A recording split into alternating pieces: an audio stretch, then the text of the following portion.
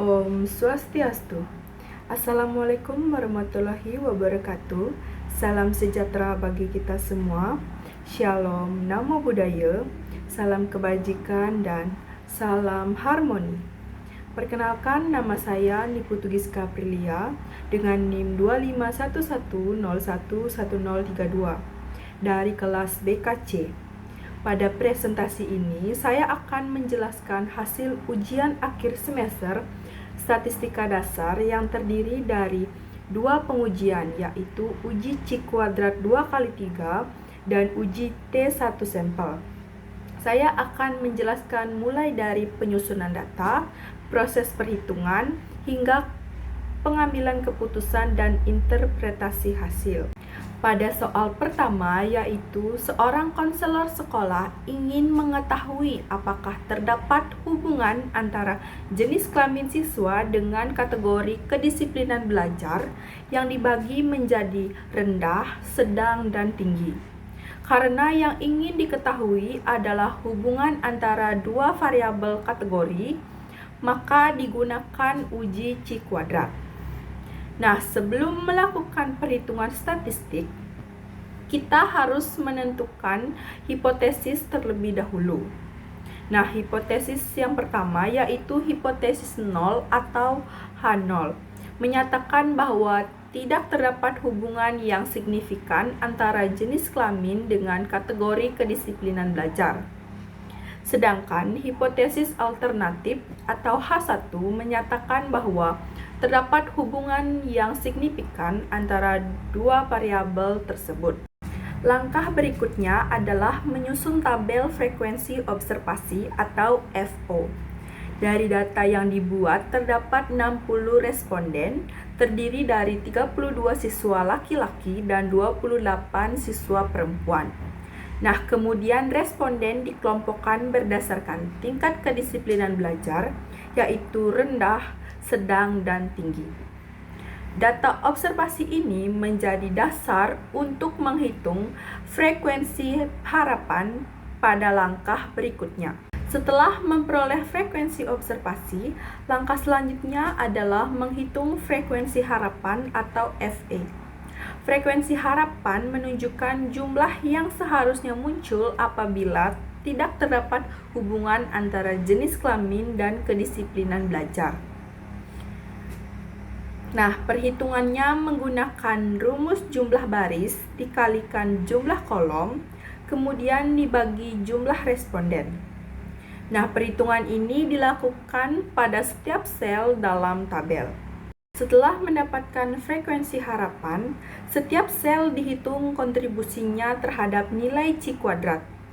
Nah, rumus yang digunakan adalah selisih antara frekuensi observasi dan frekuensi harapan yang dikuadratkan, kemudian dibagi dengan frekuensi harapan. Tujuannya untuk melihat seberapa besar perbedaan antara data yang diamati dengan data yang diharapkan. Nah, pada slide ini ditampilkan hasil perhitungan setiap sel. Nilai kontribusi seluruh sel kemudian dijumlahkan sehingga diperoleh nilai C kuadrat hitung sebesar 4,442. Nilai inilah yang nantinya dibandingkan dengan nilai C kuadrat tabel untuk menentukan keputusan uji. Selanjutnya, menentukan derajat bebas dan keputusan uji. Derajat bebas dihitung menggunakan rumus jumlah baris dikurangi 1 dikalikan jumlah kolom dikurangi 1. Karena terdapat 2 baris dan 3 kolom, maka diperoleh derajat bebas sebesar 2. Pada taraf signifikansi 0,05 diperoleh nilai C kuadrat tabel sebesar 5,991. Karena nilai C kuadrat hitung sebesar 4,442 lebih kecil daripada nilai C kuadrat tabel sebesar 5,991, maka H0 diterima dan H1 ditolak. Berdasarkan hasil pengujian, diperoleh bahwa tidak terdapat hubungan yang signifikan antara jenis kelamin siswa dengan kategori kedisiplinan belajar. Artinya, tingkat kedisiplinan belajar siswa tidak dipengaruhi secara signifikan oleh jenis kelamin. Baik siswa laki-laki maupun perempuan memiliki peluang yang relatif sama untuk berada pada kategori rendah, sedang maupun tinggi. Oleh karena itu, layanan bimbingan dan konseling mengenai kedisiplinan belajar dapat diberikan kepada seluruh siswa tanpa membedakan jenis kelamin. Selanjutnya, saya akan menjelaskan soal kedua, yaitu uji T1 sampel. Kasus ini membahas kepercayaan diri siswa setelah mengikuti layanan konseling kelompok. Standar sekolah yang digunakan adalah 75. Nah, yang pertama yaitu mencari hipotesis. Hipotesis 0 atau H0 menyatakan bahwa rata-rata skor kepercayaan diri siswa sama dengan standar sekolah, yaitu 75.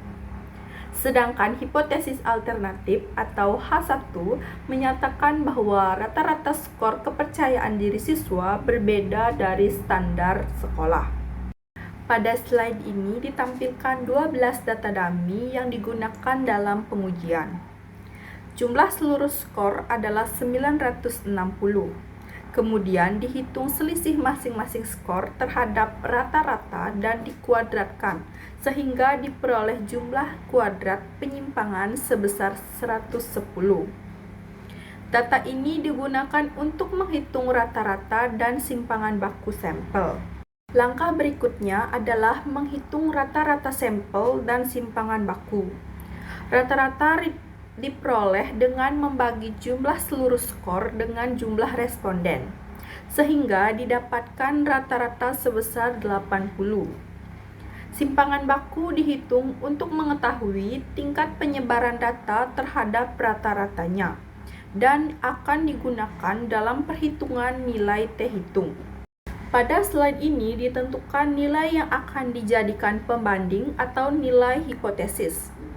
Jumlah item angket adalah 25 dengan skor maksimum 4, sehingga nilai idealnya adalah 1200. Rata-rata nilai ideal diperoleh sebesar 100. Karena standar sekolah adalah 75%, maka nilai yang dihipotesiskan adalah sebesar 75. Setelah diketahui rata-rata sampel, simpangan baku, dan nilai hipotesis, langkah berikutnya adalah menghitung nilai T-hitung.